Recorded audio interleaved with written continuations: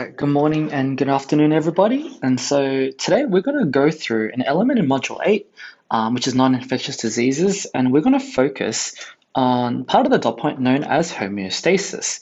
So just a bit of a connection to something that we all would have learnt in Year 11 actually, was that in Year 11, we all learnt about the importance of enzymes. So from a bit of a backstory, I suppose, for enzymes, for those who may have forgotten, enzymes essentially, they take a substrate, whether or not it might look like a particular triangle, as an example, and the enzyme, which might look like this particular, box with happens to have a somewhat of a triangular shape as well. And what eventually happens is the enzyme is able to do different things to, I suppose. So one of which could be to break down the products, to break down the substrate into two products, or enzymes are able to combine substrates together. And so enzymes are really important in the essence that they are able to perform the body's metabolic activity. So whether or not they break down substrates, so we call that catabolic reactions when they break particular substrates down, or whether or not it's an anabolic reaction in which products are made using the substrates available in the human body. Now, by looking at this anyway, it's important to know that enzymes having such an important function in the body should be maintained at their optimal conditions. And so, on top of that, in year 11, we'd have all learned that enzymes, in order for them to meet their optimal conditions, require a stable internal environment. So, whether or not it likes to be at 37 degrees or it likes to be at pH 6, enzymes prefer that the internal environment doesn't fluctuate too much from their optimal conditions. Now, all of that is the basis behind why homeostasis is so important for the human body.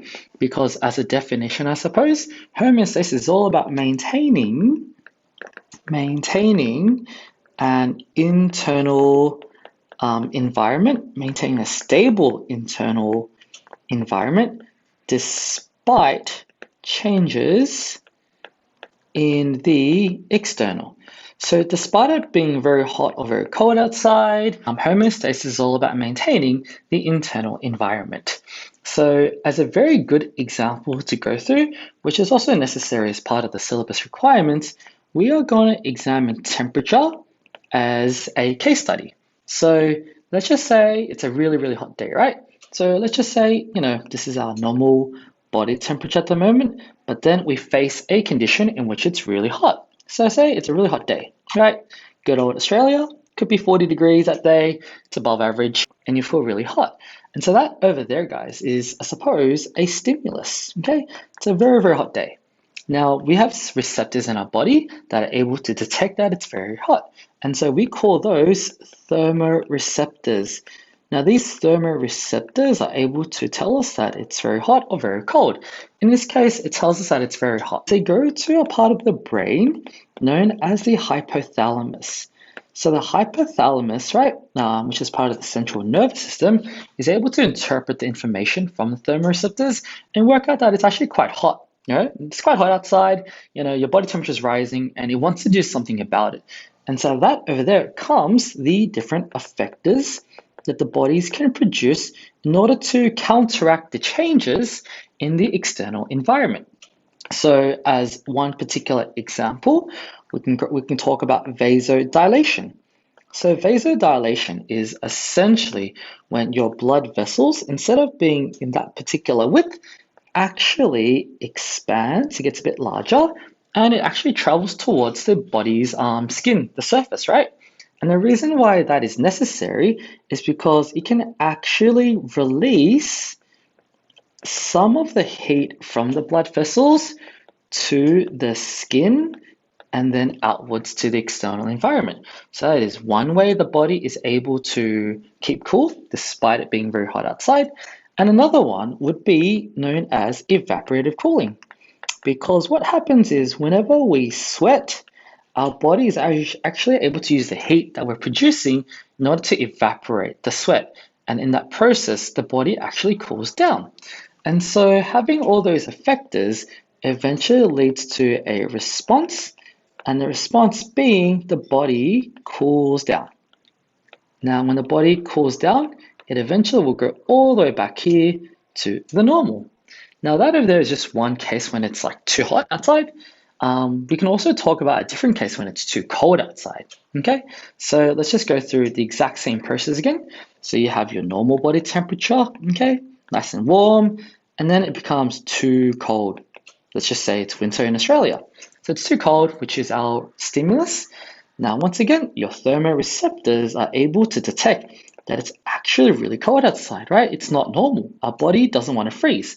So it's able to detect that. And once again, those thermoreceptors are able to tell the hypothalamus, which is found in the brain, that it's really, really cold and it wants to do something about it. Okay? And so once again, we go to our effectors, which, essentially what the body can do. So as one particular example, the body can go through vasoconstriction. So vasoconstriction essentially is instead of your blood vessels being that particular size, it actually shrinks a little bit, okay? It actually shrinks. Now, the reason why it wants to do that is it wants to avoid the skin's surface. So you may have noticed that when it's really, really cold, some people do tend to get a bit wider. That's because the blood vessels are actually trying to go away from the skin so it doesn't lose heat in that particular sense, right? And on top of vasoconstriction, our body can also shiver, right? So when the body shivers, it's actually muscle contractions. Now, when your muscles contract, they use up ATP, and that also produces heat as a byproduct.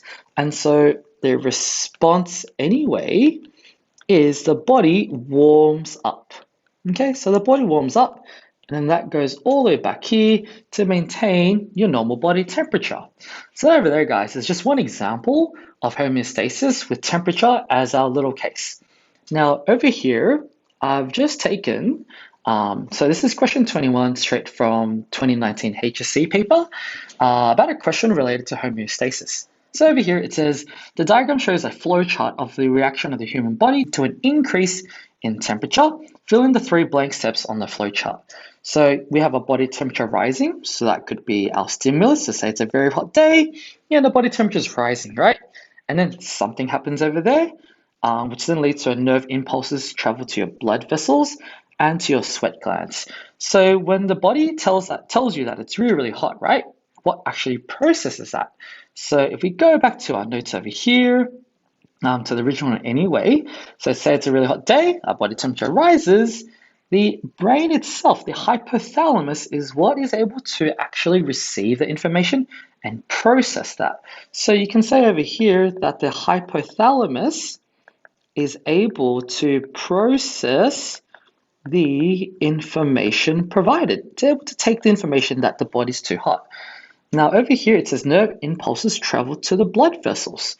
So then if we go over here to this particular diagram over here, in terms of the blood vessels, the only thing that we've actually talked about is vasodilation, when your blood vessels expand, in which heat is released to the skin so you can cool down. So we go back over here and then we say vasodilation.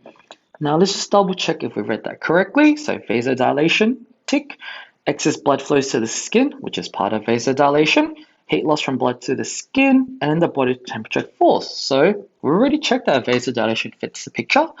Now over here, if we're talking about sweat glands and producing sweat, something happens that reduces the body temperature from falling. And that over there is evaporative cooling. Because when the body uses its own heat to evaporate the sweat, the body actually cools down. So just like that, by mentioning the hypothalamus, vasodilation, and evaporative cooling, we have already achieved 3 marks in the HSC related to homeostasis found in Module 8. I hope that was useful to everybody, and make sure that if you want to find more information, there's always more on the Uplift website, and feel free to contact us as well.